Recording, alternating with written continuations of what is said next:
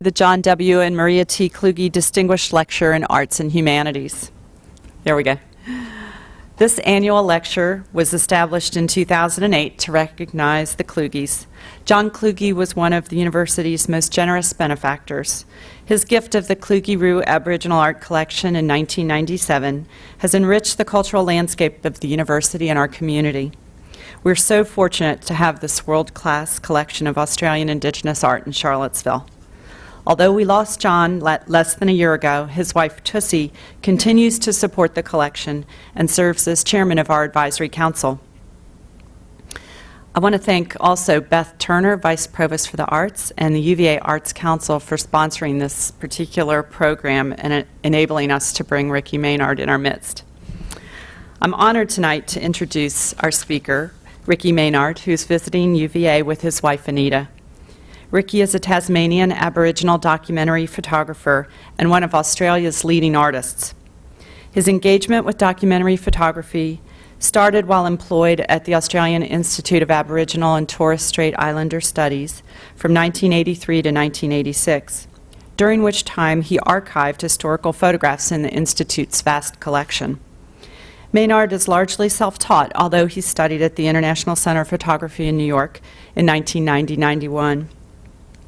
Influenced by the work of such photographers as W. Eugene Smith, Paul Strand, and Mary Ellen Mark, Maynard's black and white photographic essays continue to enrich this tradition. He brings to his craft an extremely high ethical and professional standard, and it is clear that his photographs stand not only as significant social documents, but also honor the people he has photographed. In 1985, Maynard returned to the Bass Strait Islands of Tasmania, the birthplace of his parents and many generations of his people.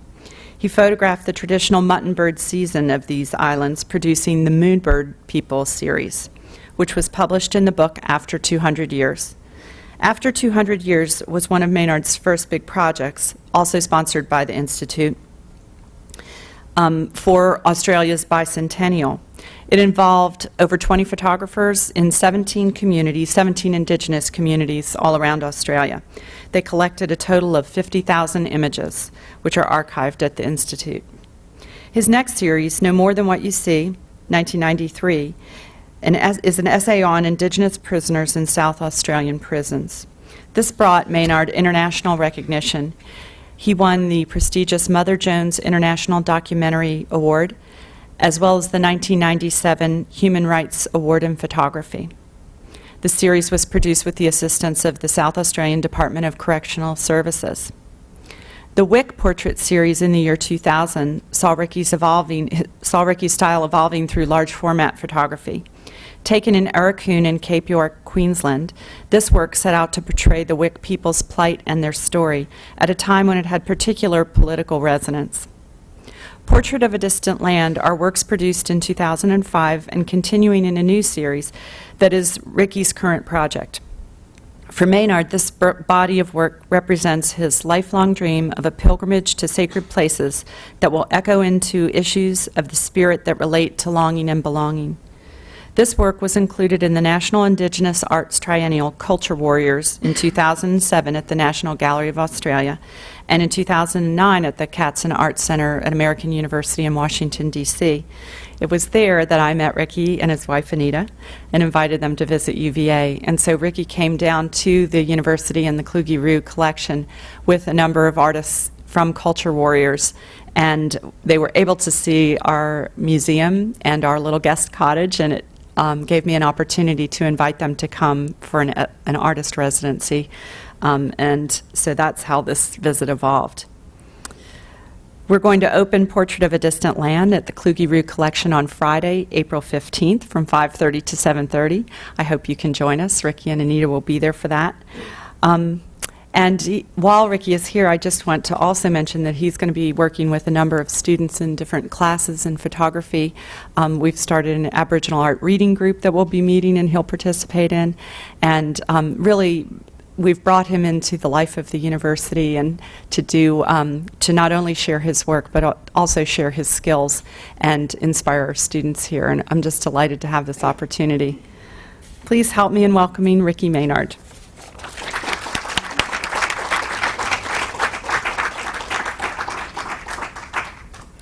Thanks, Margot. Well, welcome all, and just like to say it's a great privilege to be here, and thank you for coming. First, as in line with my cultural protocol back home, I'd like to acknowledge the Monacan Nation peoples and the surrounding American Indian tribes of Virginia. I really like to pay my respects to past and present elders, and hopefully that on your traditional lands tonight the gathering will be of benefit and fruitful to all. So I'd like to pay my respects. Thank you very much. I'd also like to thank very much the UVA Arts Council, in particular Beth Turner, thank you very much. Margot Smith, of course, Director and Curator of Kluge-Ruhe Art Collection, Aboriginal Art Collection. Thank you, Margot, for your professionalism, your hard work and creative spirit in being able to make this eventuate. I really appreciate that. Also to your great staff in Dominique and Lauren, I appreciate your work, ladies. So thanks very much for that. Before I start, I'd just like to say, in the reference to the writing of Australian history and the very absence of the Indigenous presence, sometimes that has been called the Great Australian Silence, I'd like to sadly report to you about an Australian illness which has been around for some time. I'm not quite sure what that illness is called, but one of the terrible symptoms of it is called a collective amnesia. So I hope they all get better, and we've been around for 40,000 years, so we can wait a little bit longer. I'd also like to just begin with some of the words of J.B. Jackson, who I think is a great writer, American writer, and his comments are from when he wrote The Essential Landscape, which was the work in 1985 of the New Mexico Photographic Survey. So I'll just quote which J.B. Jackson goes on to say, "If we are again to learn how to respond emotionally and aesthetically and morally to the landscape, we must find a metaphor or several metaphors drawn from our human experience. We can best rely on the insights of the geographer and the photographer and the philosopher. They are the most trustworthy custodians of the human condition, for they seek to discover order in randomness, beauty within chaos, and enduring aspirations of humankind behind blunders and failures." I'd just like to add a note as well that today I think that artists expand documentary styles that are more informed by their environment and culture. They express human contexts and complex values from our changing world. The cultural landscape engages the viewer's human consciousness on multiple levels. Interdisciplinary in character, these photographs actually promise no solutions but remind us of the challenging relationship between art and life. I'd also like to acknowledge some of the words from Teresa Harlan, who's a American Indian lady from California, UC Davis, and I read some of Teresa Harlan's work in the mid-90s, and I was particularly impressed with it because it actually addressed the same issues that we were addressing a decade earlier in the mid-80s in Australia with a collective group of filmmakers and image makers and artists. And those issues surrounded the very same ones that Teresa was talking about, and how we group together, how we present and position our work, and look at all the issues of representation and what's involved in all that. So it was quite a very important time. So I'd just like to acknowledge some of Teresa's words as I go along. They're just excerpts of words, but they're actually quite relevant, and the similarities with our same situation in Australia were very uncanny in a way that I was struck by the words that, as I said, they were the very same issues and discussions that were taking place in the mid-80s. So just to acknowledge that.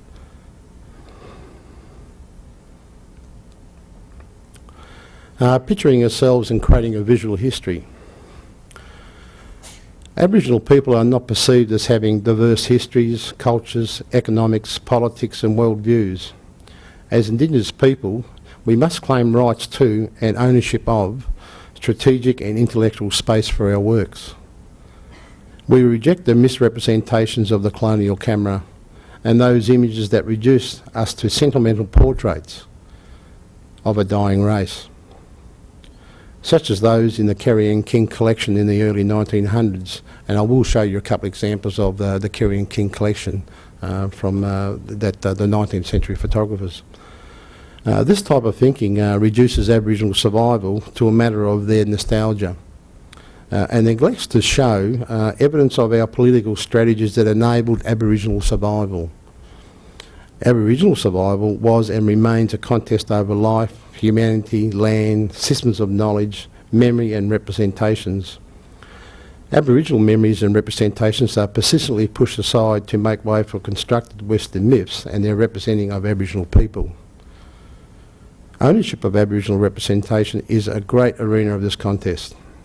If there are those who insist on following the tied romantic formulas to depict Aboriginal people, these myths ensure an existence without context, without history, without a reality.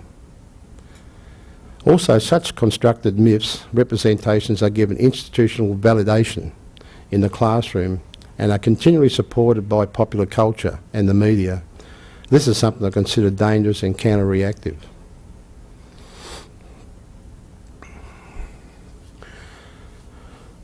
So how do you tell a story of a brutal history? It all begins with establishing a photographic practice. When we talk about integrity in photography, we're really talking about the integrity of the photographer and coming to know how we position our work. There are limitations and problems inherent to the photographic medium, so representations, so we need to be aware of them. And here are some of the examples from the 19th century photographers who worked in Australia, in particularly a very famous collection called the Kerry King collection. And you can see this kind of work that happened with those photographers from that particular era.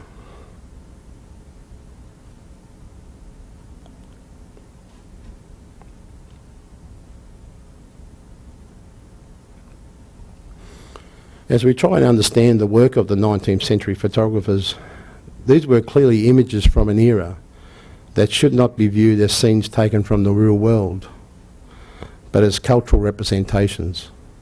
As representations, it is subject to an example of the biases of the culture from which they come. Whilst we consider a different environment and the social climate of the time, we must also question the integrity of a photographer, as I mentioned before. The photographs display an evident lack of credibility in the images, which were fabricated, manipulative, artifactual, and without the slightest consideration that their very taking were acts of invasion and subjugation. People's knowledge, beliefs, values and attitudes, all heavily influenced by their cultures, are reflected in the photographs they take. Each photograph embodies a particular way of seeing and showing the world. Photographers make choices not only about what to photograph, but how to capture an image on film. A common commercial use of image in that period at the time were as postcards. To give two examples, one was dated 1906, showing a profile of an Aboriginal girl and surrounding the image with a bouquet of flowers entitled Aboriginal Princess. Another postcard depicting 10 Aboriginal boys sitting on a log with the caption, 10 little nigger boys. Again, these display the evidence of the attitudes of the photographers and their times. I'd like to make clear that I think that the knowledge of context can add to our understanding of images. To consider a photograph's original context is to consider certain information about the photographer and about the social times in which he was working. Also, it is about the photographer's intent and dealing with original context. I think there's also another type of context we should consider, and that is being of an external context in a situation in which a photograph is found or presented. The meaning of any photograph is highly dependent on the context in which it is presented. It's interesting to see that today that Aboriginal historians have attempted to recontextualise some of these historical images. For example, preserving these images leads them to be used not only as a historical link but also as evidence of oppression. Certainly nowadays, photographers readily question the attitudes exhibited by the original context from which the images come.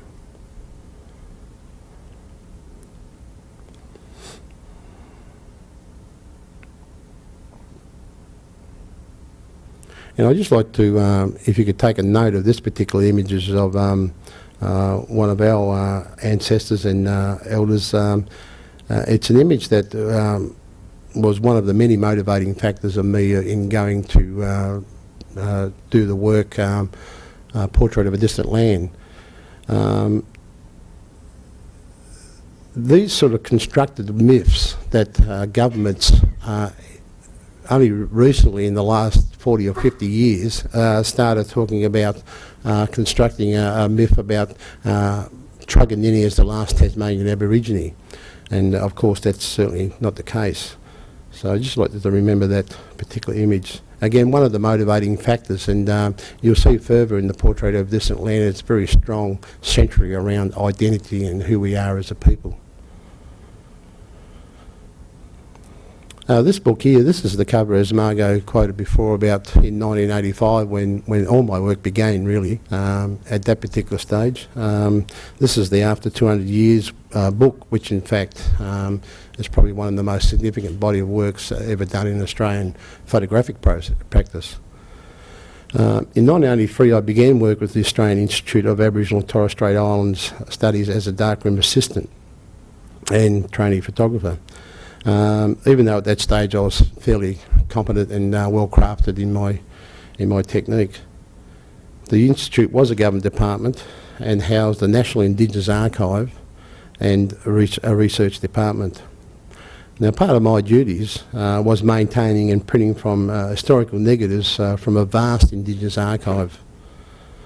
After a few months and several hundred photographs later that I had printed, I then one day started looking hard at these historical photographs of Aboriginal people since colonisation. I saw every picture and understood for the first time. It was the first time I really started to see pictures. Looking is easy, seeing is not. I looked into the faces of all those people and it was so sad. I started questioning the photographer's role, the influence of these images in society with its persuasive nature of visualising and documenting histories, and in a sense false histories with total misrepresentation. It changed my life and the way I viewed and made images. This event firmly motivated my direction into the documentary genre. It was based on the belief of an honest interpretation and avoiding the stereotypes and the way in which we were perceived. The role and function of a photograph is to seek the truth, inform and hopefully persuade. In 1985 I participated in the After 200 Years book and project involving 20 photographers that were sent all over the country. It was during this project with its overall aim in developing a collaborative approach. Although the project's collaborative approach dealt mainly with the consultation of prints and discussions returned and authorised by the respective communities, for me personally, and by the way I had become so dramatically affected by seeing and working with historical photographs, it was apparent to me to take this collaborative approach to another level and develop a very personal approach to my work. From this point and over time I started to develop a very strong discipline in the methods of approach. I personally set my stands and disciplines around approach, representation, authenticity and a responsible use of the material.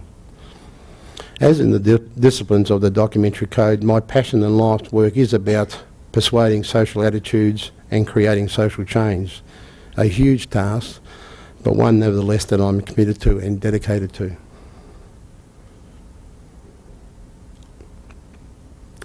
But as now as Indigenous image makers, we can forget about the outsiders looking in. We document with a humanising eye, create new visions with ease and open familiar worlds.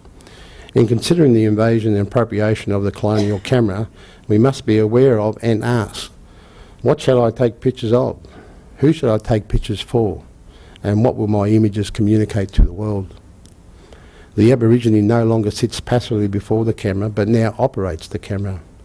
The voices of images of Aboriginal photographers must be understood as rooted in and informed by the Aboriginal experience and knowledge.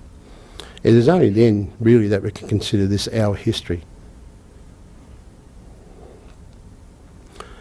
Then on to the Moonbird people, which I'll just show you a brief examples of a couple of projects early on. But this is the project, as I said, in the After 200 Years book project that really began it all. And a period also that I was very heavily influenced by American photography, and especially in that generation of my photographers as well, from the Farm Security Administration project in America in the 1930s.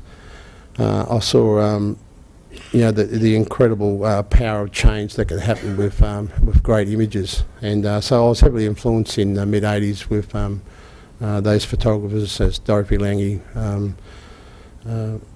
Walker Evans, and Arthur Rothstein, all those kinds of people. So it was a great tradition that, and since then I've become very, very heavily influenced by all American photography, which led on to later, of course, the famous F-64 group on West Coast photography of Adams, and especially Weston. I think Weston was a particularly gifted artist. He gave us something that was just so valuable. He showed us how to look at the world differently. And he had a great influence on my work, Weston, in later years with some of the bigger cameras and approach. So the Moonbird people in 1985 began. And just a short excerpt from that, where I returned to my home state in Tasmania and photographed our annual tradition of hunting the mutton birds on the islands of the Bass Strait. Something that's very, very important and very central at the core of our whole culture back home. But believe me, I still had to work very, very hard, even though I was in my own community. I think having a camera does change things to a degree. So, in working with inside traditions of a genre of photography and documentary, I think the most important aspect is the honesty in image making. It's so important. So. And I'll get on to a bit of that later, but I still had to work very hard, even in my own community, to be able to bring across that honest representation.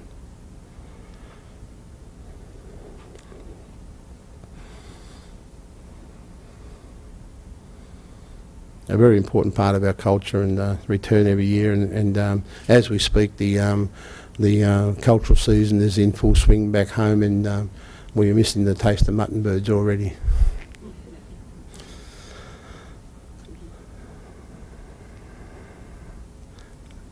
On an island we may take up to maybe 20,000 birds, but there's about 200,000 that will actually fly off as well. So in keeping with our cultural tradition, we've kept that hundreds if not thousands of years old tradition going, even way back from traditional times. So, and it's really important for us, and the most important aspect of that as well is really about the gathering. It's about Tasmanian Aboriginal people coming from all over the state at this particular time of the year, and coming to meet each other and greet each other as community. Very, very important to us. And it's particularly very, very hard work, because there is a commercial section to that now that we've started operating, as well as the tradition. So it's really important to us, and we get in a little wooden and aluminium boats and go across to these islands in sometimes very big seas, and risk our necks, and but we eventually get to the islands, and we're so glad it's such a very important part of who we are today.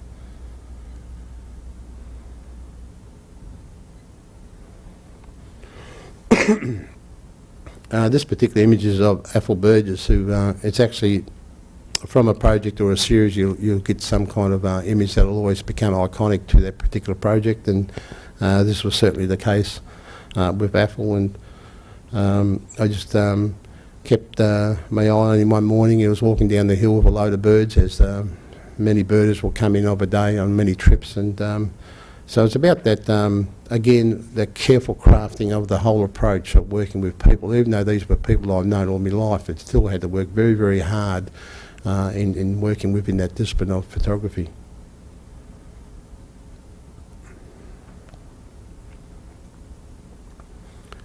So some of the younger lads would bring the salt water up from the sea, and the ladies would process the birds. These were the small humpies and small sheds that we actually live on the island. It's only 4 weeks of the year, so they're actually not too modern. One of my favourite portraits from many years, and this particular series is actually 25 years old now. It's actually became quite an historic body of work, and so I'm very proud of that. And probably, but one of the greatest things that I'm really proud of is that the people from this work that I've photographed, they've actually claimed ownership to it. So, and I think that's really one of the best compliments that I've ever had in producing work of our culture and for our people. When people actually claim ownership of that work, and they become very proud of that, that's a real bonus and a joy to do. So getting on to establishing a photographic practice. Let's talk about the relationship of the photographer and the people and the subjects. Standard photographic technique does not allow any reciprocity between the photographer and the person photographed at the point where the image is taken. It operates on the basis of an unequal relationship, and its practice usually underpins this equality. Standard photographic technique is essentially an act of subjugation in which people are inevitably reduced to objects for the use of the photographer. Generally, it's an oppressive activity. So to build this alternative practice, a convivial photography or a friendly photography, we need to abolish this oppressive relationship. I've established a co-authorship, which must be established beforehand. I say to people that these are just as much as your pictures as they are mine. I relinquish my role as director and share with its participants, who may then join in the process of constructing the photograph. Such photographs become records of people consciously participating in the photographic act, and can be seen as positive images. Positive images do not reduce people to one of their roles in society by capturing them as they act out this role, nor do they reduce people to the status of raw material, shaped by the photographer to make a point, reputation or career. Rather, they allow the subject to communicate and thus counter the camera's tendency to stereotype. So it's something I've really worked hard at, developing that co-authorship of the image. And to give you another example, I went on to do, I do a lot of community projects, probably more than I actually do my own personal projects, and for me that's a real part of being able to, a joy of being able to give back to Aboriginal communities. And I worked in many communities all over Australia, of course, in many different states and remote regions, and I really treasure that in a way. So I do actually do more work than I do personal work, really. And we come to this series, which is back in my hometown actually, and the Elders album, which has now, some 13 years later, has become quite a significant body of work within our own community, and again one that it's held in the offices of the Elders Council itself in Tasmania. And again, one that they hold with great pride. And again, the claiming of ownership of the work for me is a great honour for me.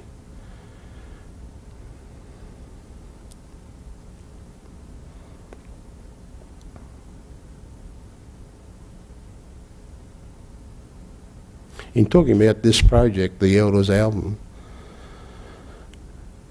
and my photographic remembrance of a generation of people who had to devise ways to affirm and protect Aboriginal knowledge. A person who survived government attempts to strip them of land, culture, religion and the memory of that existence. They have been through the suffering and separation of a war, a depression, raising big families in hard times and conveying the strength of being part of a community. These photos are a sociology textbook and a collection of storytelling rolled into one. They are not merely cute images of cute old people.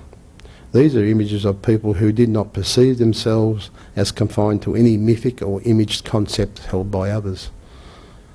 They will remain fresh because they are not restricted by essentialist notions.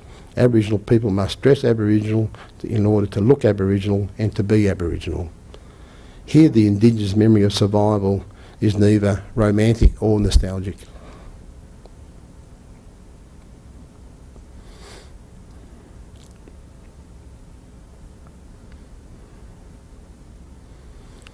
We come to another series I've done in 1997,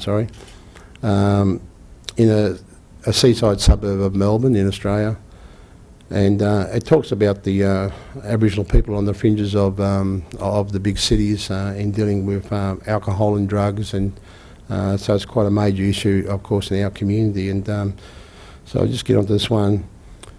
Again, it's about, for me, people presenting themselves to my camera the way they want to be represented. It's as simple as that for me. And it breaks down the stereotypes immediately, because this particular lady, Auntie Myrtle, we call her, who gathers with a certain group of people in the parks of a day, and yet for most non-Indigenous people walking by in the parks, or usually look over to the parks and say about the Aboriginal people drinking in the parks and that. You can see this is not the case with this particular image or this particular person. So again, it's breaking down all those stereotypes, and the way, also it's the way we see ourselves as well.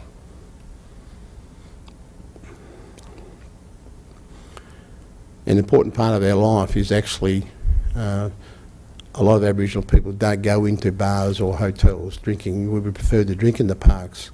Again, that stereotype. And the actual title to this particular photograph is that we come here to talk of culture and other things. When I look at this image, there's 20 years of my life in this type of image.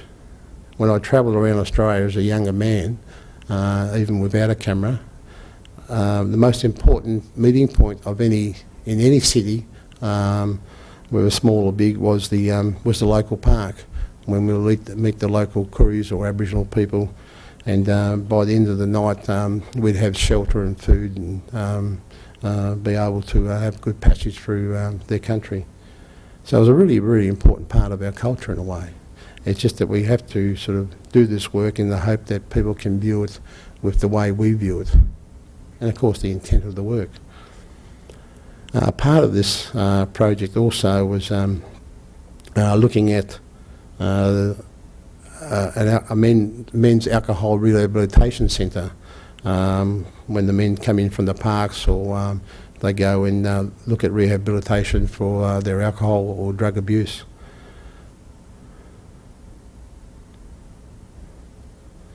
And a self-portrait, because that was also the summer of 1997, when I too, after many, many summers, had been caught up with alcohol problems, and I was an alcoholic, and so this is a very honest image in the way that it had to be. This whole project in fact became overtly autobiographical. It was ironic. Again, it's that honesty in image making. I'm glad to say that I survived that period, and haven't had a drink in 14 years, and that's been a real great benefit to my life. And again, going through that and photographing that was a very important part of my life as well. And I always say that photography in a way saved my life as well.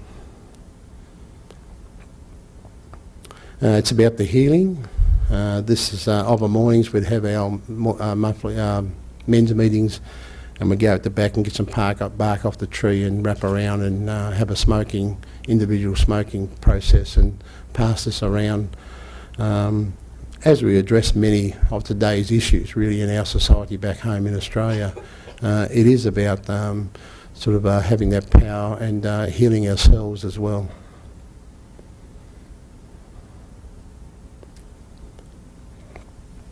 This particular project was the prison series done in 1993. It's titled No More Than What You See, and just a few pictures. And it was the year of Indigenous people in 1993, and so there was a big royal commission, which is like a big government inquiry in Australia, that addressed the overpopulation of Aboriginal people in prisons, but also Aboriginal deaths in custody was an incredibly serious problem.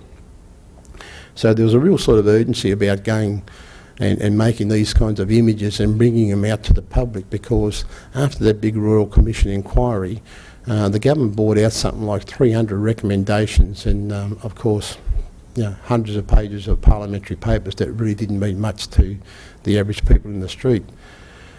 So with that sort of sense of urgency, it was really important I go into those prisons and really try and bring out and produce some strong images to get that message to people about the serious problem of Aboriginal overpopulations in prisons.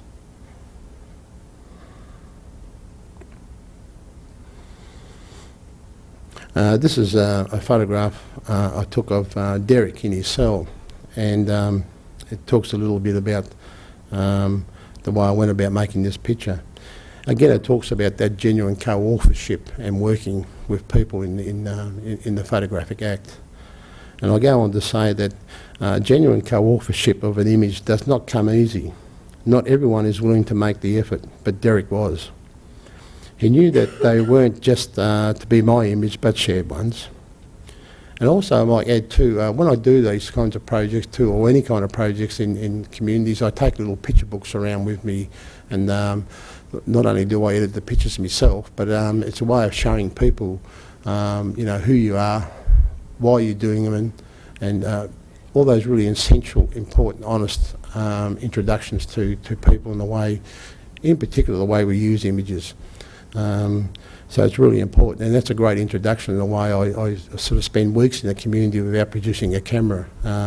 It's a hard task, but it's a way that I prefer to do it, considering the historical background of it. And I think that way it's sort of I've gained the trust, and I don't really look at building a rapport with people. I actually build friendships to produce some strong images that I think that will last for a long time. In talking about this picture again, the moment must be anticipated and shared. Images this way are real images, portraits of people presenting themselves to the camera as they wish to be seen. They become records of people consciously involved in the photographic act. I think these pictures can also be seen to contain more meaning besides the frozen moment revealing truth. This co-authorship must be established beforehand, in which it will take it onto another level of silent dialogue and mental acts, both winning roles in the picture-making act. One afternoon I was visiting him in his cell, hoping to make some pictures. This was seen as a privilege, for my time was limited, while an officer stood outside the open door. We sat on the bed and talked, and as he got up and paced around the cell, I stood with him and moved with him around the confined space, still talking. I stepped into his space, both physically and mentally. When I'm actually working, I try and aim for a precise awareness of what I'm trying to do and the reason that I'm there. When you're a part of that space, you must somehow give expression to the meaning of the scene, because afterwards it's too late. As he passed the mirror, I caught his reflected image. I became a witness. It's a photographer's method to recognise that moment and work within the truthfulness of the moment. After viewing the proof sheets, I recognised how this was symbolic of the way prisoners see themselves. They never see a true image of themselves, but a distorted reflection from a still warped piece of metal used as a mirror. Aboriginal people in prisons have no identity, no cultural practice, no name, and referred to by a number. Derek said that in my world, in this cell, no more than what you see, which came the title to the series.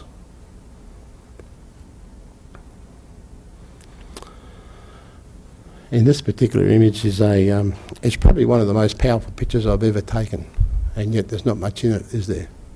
It is a room within inside the prison that if you're seen to be a troublemaker or congregating too much with other Aboriginal prisoners, you're thrown into this kind of cell.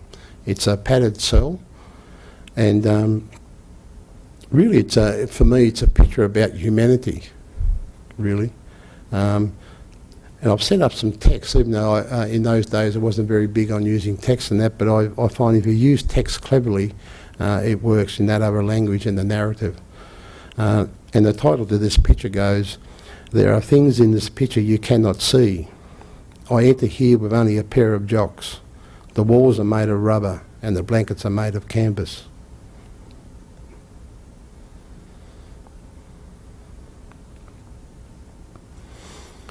Another young woman who has been thrown into the cell from the police van and thrown into a world that was completely alien to her, and she was quite frightened. But I worked very closely with her, and she allowed me to take this picture, a very moving picture.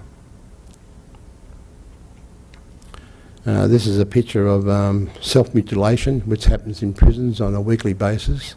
It was never ever meant to be a sensationalised shot, picture, of course.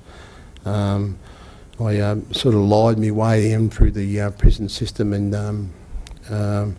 told them I had permission from the ward boss, the cell boss, which I didn't, of course. And this young man was on the bed in a lot of pain, and because we'd spent weeks and weeks together in working with this project with me as the photographer and the prisoners, he summoned me in and we got a quick picture, a very quick picture actually. And as I just I took the picture, the warden opened the door and said, "This way, Mr. Maynard." And so that was again it's about that, getting to that stage and working with people. So, as I said before, they become those active participants in the photographic act. It's about, those people wanting to share that as well. And I spend a long time in developing that approach, a long, long time. But, this is how we get images like this and bring them out and show the world.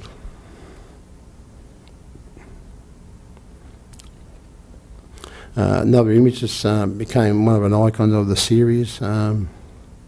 What's ironic about this picture is that it seems like it's a posed picture, but it's anything but that.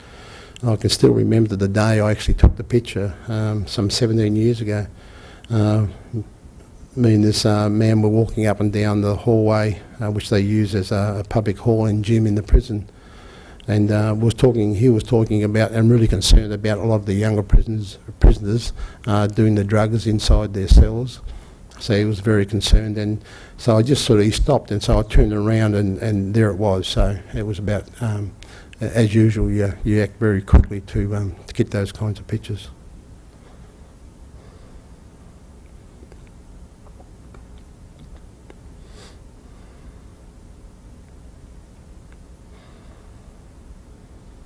We now come to a series of the what's considered the Wic Portrait Series. The title of this work is 5 black and white portraits, and it's titled "Returning to Places That Name Us." At the time in the year 2000 and leading up to that, there was a big national debate on native title for Aboriginal people in Australia. Quite a fierce national debate actually, and in dealing with government's new limiting policies on trying to make arrangements about native title to Aboriginal people going back to their traditional lands.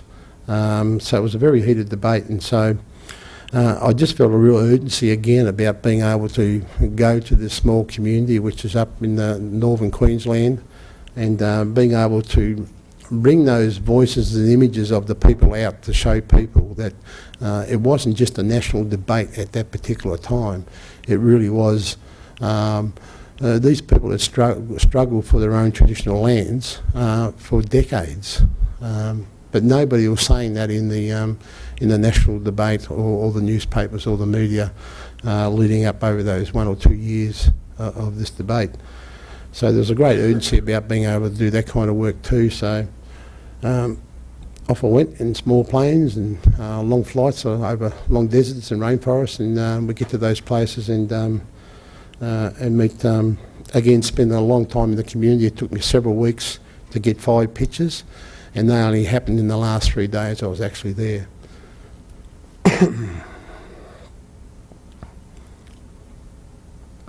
And this is a bit risk-taking in photography and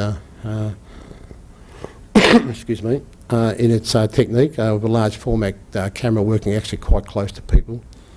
But remember that my technique and my method is that I spend weeks and weeks with people before we get all the hard work's done until we get to this stage. You know, the 1/30th of a second on the camera has taken 7 weeks to get to, and of course it's so well worth it because you come out with some fairly strong images. Again, people participating in the photographic act.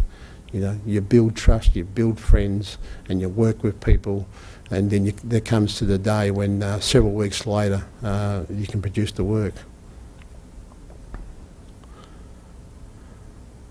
I'll just tell you a little bit of reading from the actual artist statement, because it is a series of works that I actually did, and I left out the actual some text for that because I felt they were so strong they really need to stand on themselves. So I just applied the artist statement to this body of work. And I'll read this from Returning to Places That Name Us. The visit to Arakoon was short and highly restrictive due to the oppressive political air surrounding the township at the time. I therefore chose to quietly observe the people to be represented.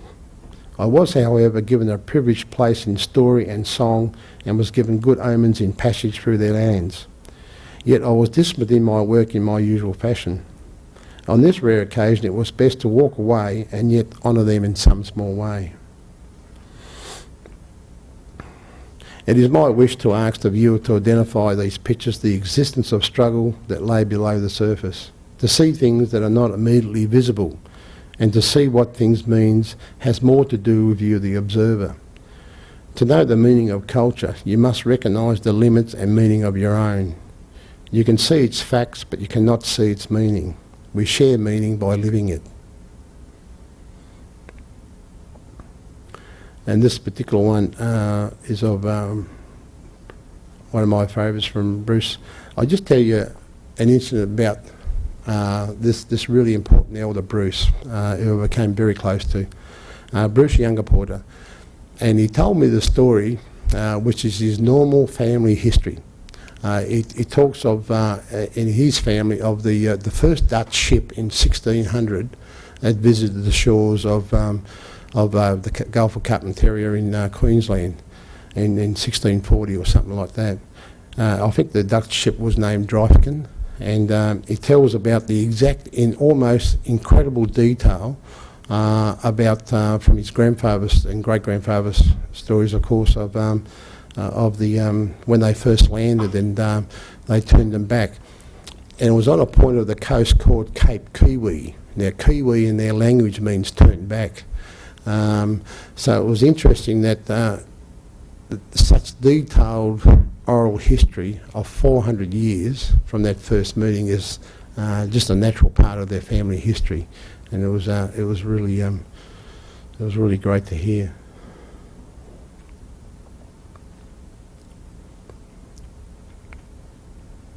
Their lands share the season of the wet and dry. The wet brings heavy rain and fierce storms, and the Wic Clan people, lighting is the mighty work of the sky serpent, the rainbow, Taipan, the rainbow serpent, whose messengers, the voice of thunder and the knife of lightning, are greatly feared. The child, the lightning, is wild bush dreaming, a strong totem and dreaming story of the Wic people.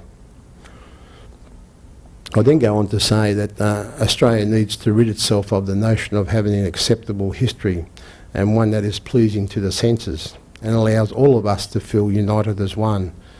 This country continues to bypass the truth of its collective past. How can there be a future built on this? We need to understand and learn from history, because if we repeat history, we head for tragedy.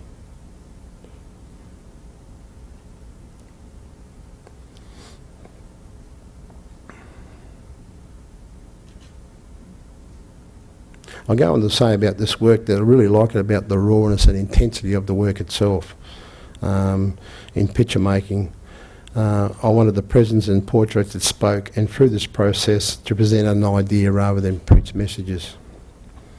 These are images that have a common concern about the meaning and social relevance in the making of history. In this sense, they are about leaving proof, life in passing and in complicated times. For the Indigenous picture maker, and addressing this era of uncertainty, loss and denial, where proof seems absent, the problems of historical record amidst that uncertainty become central to my work. I came away from this project firmly believing that a really great portrait is the result of an intimate conversation between two people.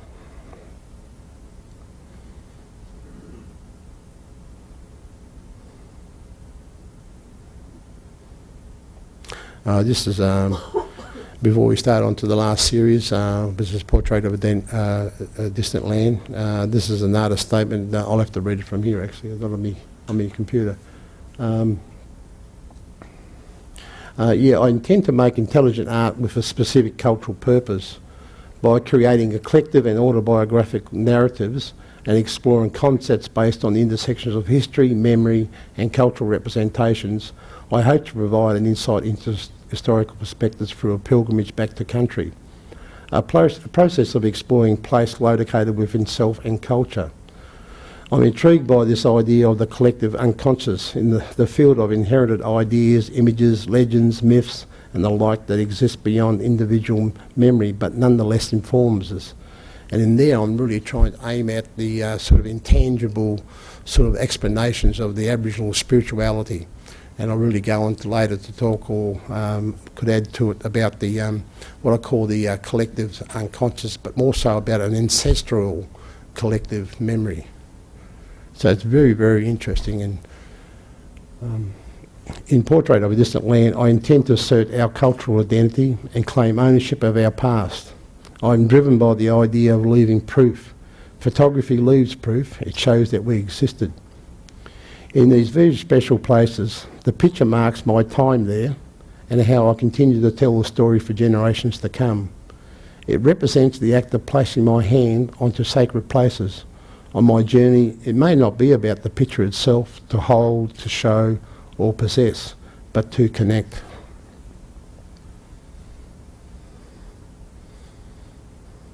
And I'll go on to say also about a saying that I got from a storytelling people, that every community has a memory of itself.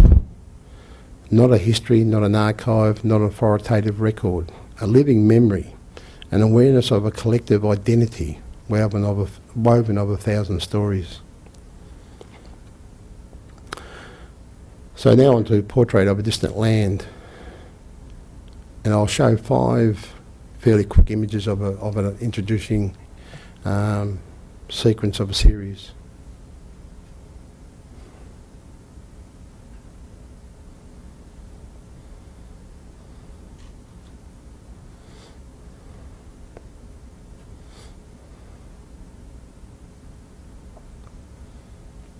There's a twofold title to this works. One is Pilgrimage, of course, and an introduction to the whole series. But the other saying that we have back home, the title really is for us, it says, Hello Old People. Because as Aboriginal people today, we go back to sacred places and sacred sites and special places. We will gather in as a group of people and light a fire and say hello to the old people. Still a very strong tradition that we do today when travelling on country. But it's a great introduction to say about the way I approach the whole body of work too.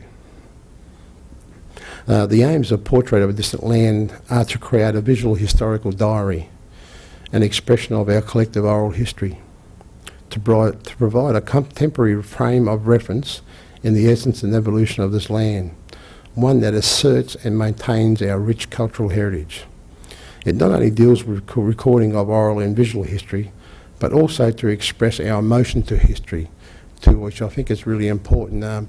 We can go to libraries and look at a lot of historical recordings and or history, and yet we are the ones telling the story. So it's really important that we bring our emotion to the way history is recorded and the way we perceive ourselves and the way we're going to tell our stories. We need that emotion of history, I think.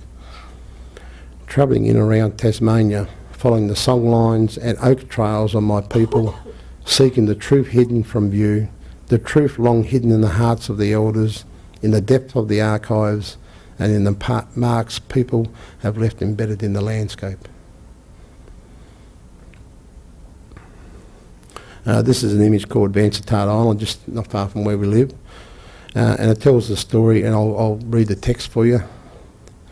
As late as 1910, men came digging on Vansittart and Tinkattle Islands looking for skeletons. Here we moved them, where none will find them. At the dead of night, my people removed the bodies of our grandmothers and took them to other islands. We planted shamrocks over the disturbed earth, so the last resting place of those girls who had once slithered over the rocks for seals will remain a secret forever. Old George Maynard, my grandfather. This one is titled Coming Home, and it's a text from this man in the picture, Murray Mansell, and he goes on to say, I can remember coming here as a boy in old wooden boats to be taught by my grandparents and my parents. I'll be 57 this year, and I've missed only 1 year when my daughter Leanne was born. Mutton burden is my life. To me, it's a gathering of our fellows where we sit and yarn, we remember and we honour all those birds who have gone before us. Sometimes I just stand and look across these beautiful islands, remembering my people. I know I'm home. It makes me proud to be a strong Tasmanian black man. This is something they can never take away from me.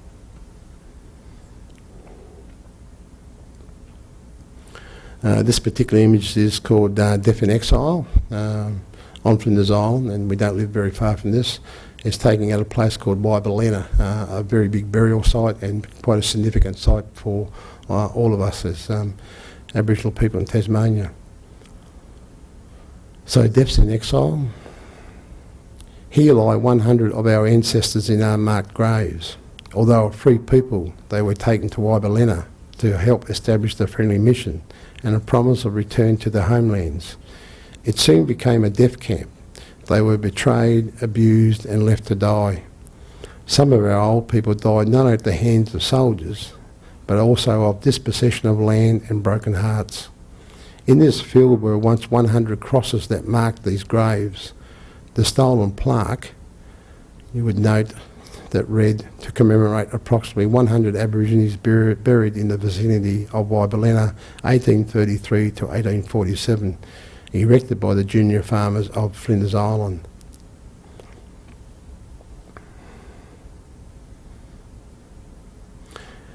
There's also another quote to this particular image by one of our elders now, and she goes on to say, Phyllis Pitchford in 1995, it went on to say, graves are about identity, that we are here, that we do exist.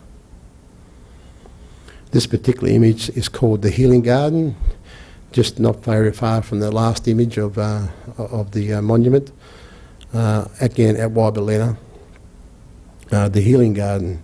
And this is a direct quote from Auntie Ida West, one of our very prominent elders, who's passed away now, but she stated this in 1995. It's pretty important, you know, the land. It doesn't matter how small, it's something, just a little sacred site. That's Wic. There was a massacre there, sad things there, but we will not try to go over that. Where the bad was, we can always make it good.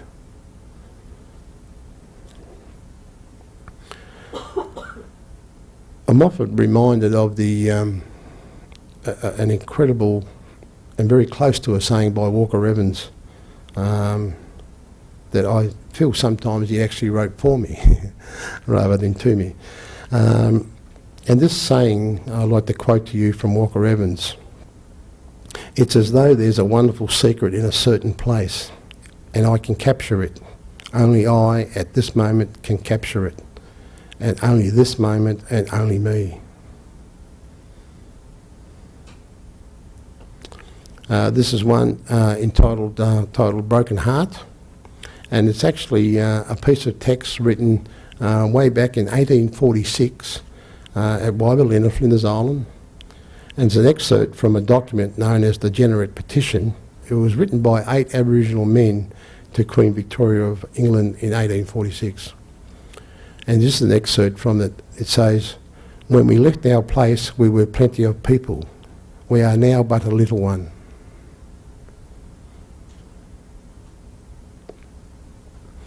This particular image is about the stretch of water between the island and the shoreline here. A very, very famous island back home called Babel Island, where there was big communities on this island at one stage in the earlier Muttonburden days. And Uncle Ken Mansell actually told me this story way back in the early 90s, that when he was a young boy working on Babel Island. So this is from our own oral history as well. And he goes on to say that when we were boys working on Babel, we were sent by our elders to get flour for our dampers and johnny cakes to have with our cooked birds. We would cross the spit and walk some 30 miles down the eastern side of Flinders Island into Lady Barron Port. We camped overnight and then walked all the way back the next day, crossing the spit, back to the island with the flour bags on our heads and sometimes up to our neck in the sea.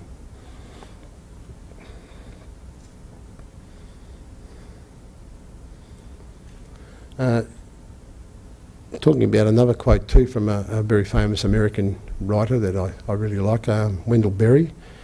I'm often reminded from one of my writers here, Wendell Berry, how he defines a successful poem and states that it does not disturb the silence from which it came.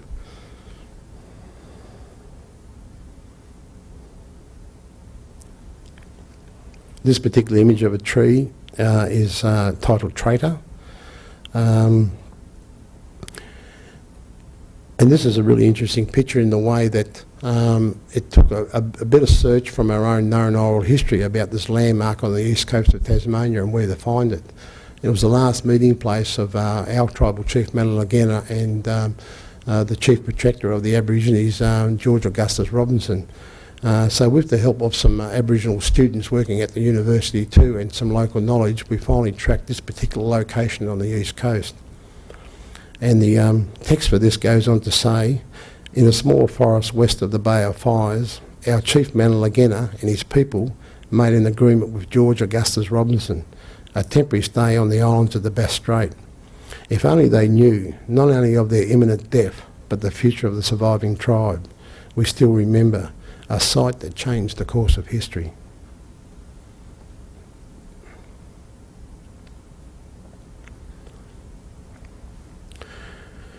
This is the War Memorial on an island just probably 20 miles across the waters from where we live now. And the Cape Barren Island, a very famous island, is probably the site of the original reservation and mission, and we have generations of family history there, of course. And it talks about the men who go away and fought in the war, both world wars. So the title is A Free Country, and I go on to say that many of our men went off to fight in both world wars. I've often wondered why. These men were indigenous to this land. They were not recognised as citizens of Australia, had no right to vote, yet served and died for a nation, one that had been stolen from them. Those who did return, returned to a world of degradation, lest we forget. This particular image is titled Mission, and as I said, mission really is exactly the same as reservation. And it also talks about the period of the Catholic people coming to the islands and setting up these missions, and there's a whole history of the way that spread through the whole of Australia really in different reservations and missions.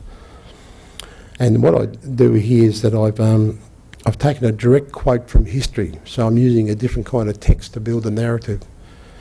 And so it is actually from a letter in 1804, an invitation from Mount Garrett, who was a man, to the Reverend Robert Knopwood, and this was his first direct contact with a Tasmanian Aborigine, a surviving incident from the Risdon massacre, which is down south near Hobart, Risdon. And these writing from his own letter. As you expressed, I wish to be acquainted with some of the natives. If you will dine with me tomorrow, you will oblige me by christening a fine native boy, who I have. Unfortunately, poor boy, his father and mother were killed. He's about 2 years old. So again, I use a different kind of text to set up that dialogue. It's written by the hands of the conquerors.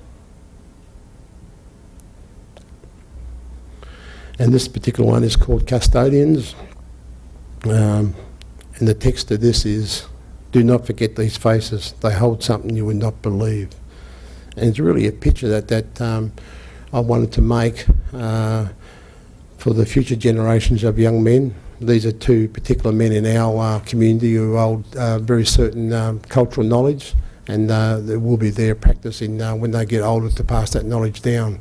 So they hold a lot of very specific cultural knowledge. So again, it's about me looking ahead and wanting to make young Aboriginal men of the future reminded of who these people will be and how important they will be in their lives too.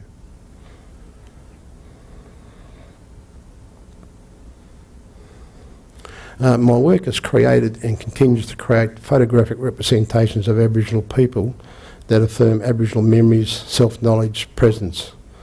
This is evident in the continuity of themes as identity, strength, dignity, resistance and community.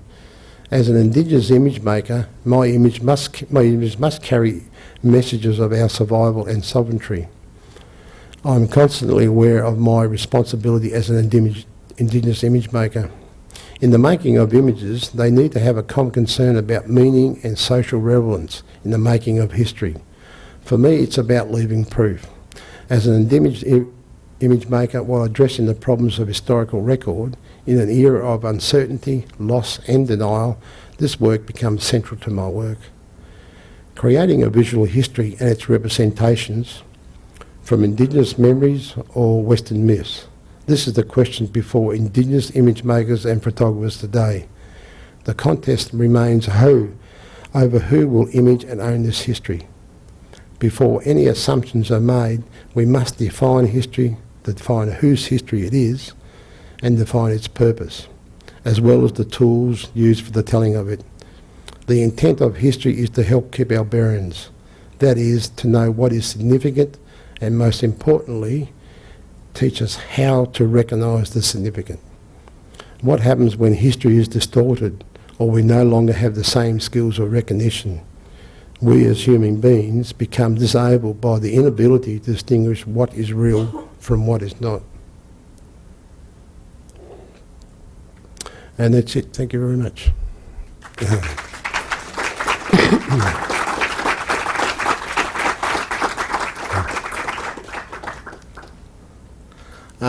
Is there any questions that anybody would like to ask about?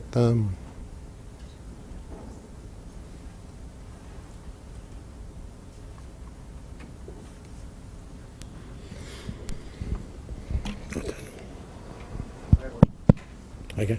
Ricky, can you talk a little bit more about what you mean by that people would? Oh, I can just say that. Thank you. That people would claim ownership of the images. Well, I think it's from Aboriginal people's sort of history that we've sort of been untrusting of most other people invading communities and that sort of thing. But I think it's personally just as a compliment to me when I think that if you produce a certain body of work that they absolutely love for themselves, they take great pride in that. That to me is just a compliment. I think, it's rather than looking at the galleries and the critiques and that sort of thing. That kind of compliment to me is it makes all my efforts so worthwhile. Yes, John. I can also talk loud because I'm also a college professor. Ricky, when you read your artist statement from Portraits from a Distant Land, Yeah. everybody can hear me, eh? I was thinking that you were trying to photograph the unphotographable, right? So you're talking about photographing memory, Yeah. identity, Yeah. history, and that. But then, when you showed us the actual photographs, you're also speaking to them, right? Yeah, So yeah. I'm assuming that you think that the words and the image in this case really do have to go together. That we're not going to know what that image is all about unless we also have the words that go with it. Yeah, I think for the first time, I mean, I may have said that for most of the work in probably the first 20 years of my life, I rarely ever used text anyway.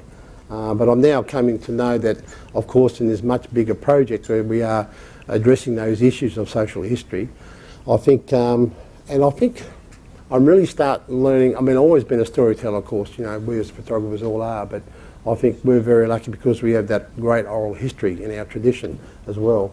But I think in looking at social history and becoming, I think the true art of storytelling is actually quite complex.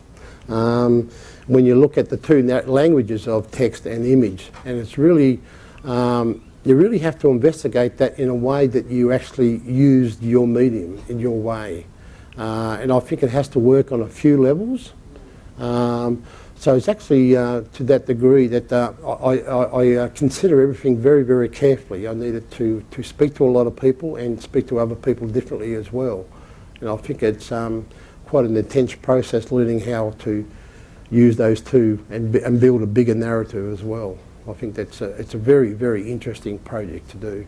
And the first time I've attempted something that big, really. And this is going to be a much bigger project in the way that it could be going for another several years, really. But I guess it's in line with that pilgrimage back to country. It's still an exploration of self as well as telling the people story and all that. So there's a lot involved in what we always choose to make very simple images is actually quite complex, I think. But I'm aware of that all the way, and I look at those other levels and consider them very deeply. And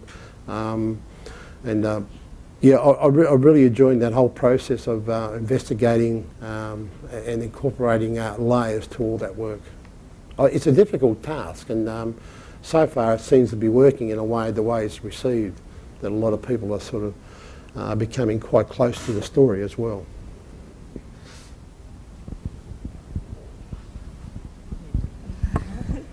Hi. I think one of the things that came through really beautifully in what you said is essentially the Walker Evans quote that in many ways you were meant to take these photos because of your personal connection to them. And one of the things I'm kind of struggling with is how can we, or really I guess should we take photos of people whose experiences are vastly different from our own, and sort of how can we navigate that? I think that's very early in the more hard-edged social documentary days. That was a sort of a task that I think we all sort of take on in a way. I always worked in that very specific cultural area. So I had that sort of inside cultural knowledge about protocol, knowledge, approach, and the way of going about telling and respecting other people's diverse cultural stories. But I think that's a challenge of most young photographers anyway. I think you have to try. Again, it all comes back to that essential quality of the approach. And while I was aware of it very young in the mid-80s when I first began, I think it's something that you have to develop with experience. It took me quite a long time to work that, and you'll get to know that when after many years you'll start working that way. So it's again a personal experience in the way you do your approach and your work, but certainly attempt to try and photograph everything that you possibly can, and other people's lives. And in a way, you always should treat that as a privilege anyway. But take it on board and really sort of go after and try, because it's a very learning experience, and try and get very close to the medium and the way you use it is really a very important point to remember. But don't be deterred by any of those obstacles that may seem in front of you as a photographer, because that's something that will actually be a very important part of who you become as a photographer, if you attempt those sort of things as well.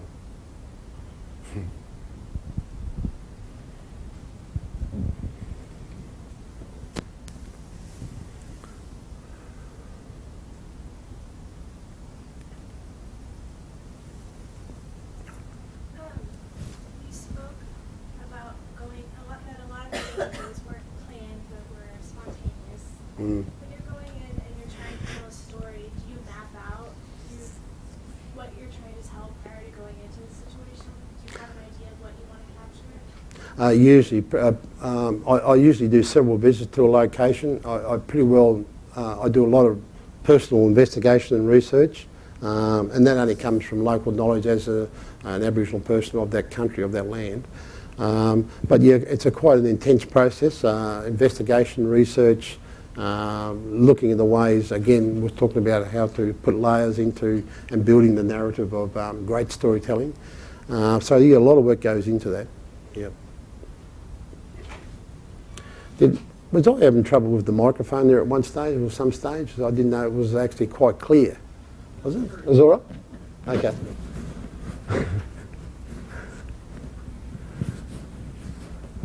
All done. Well, I'm Oh. interested in that story about the tree. The tree, And, yep.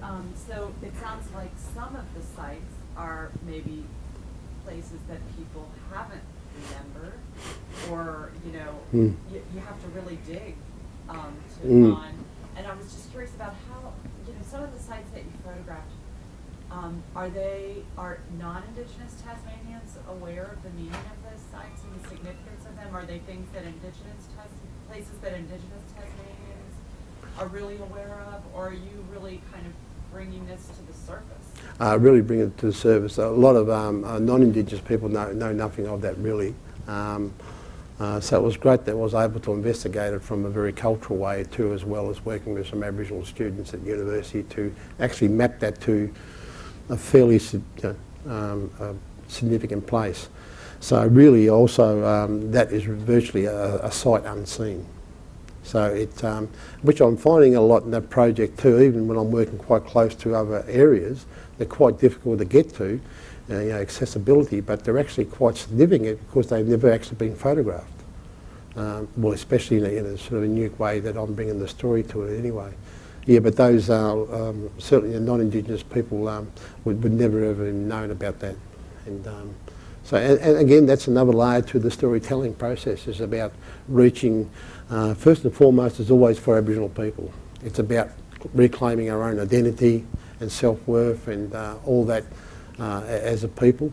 And then it goes on to really to try and help change those social attitudes about addressing these issues and the way we feel towards those places as well. So there's much, it goes in layers, and it's very interesting, very interesting. But certainly it's fantastic too to actually bring a picture like Trader to the surface, because those people, and many, many people, would never have known about that site. Mm. I hope I can find some more sites. So.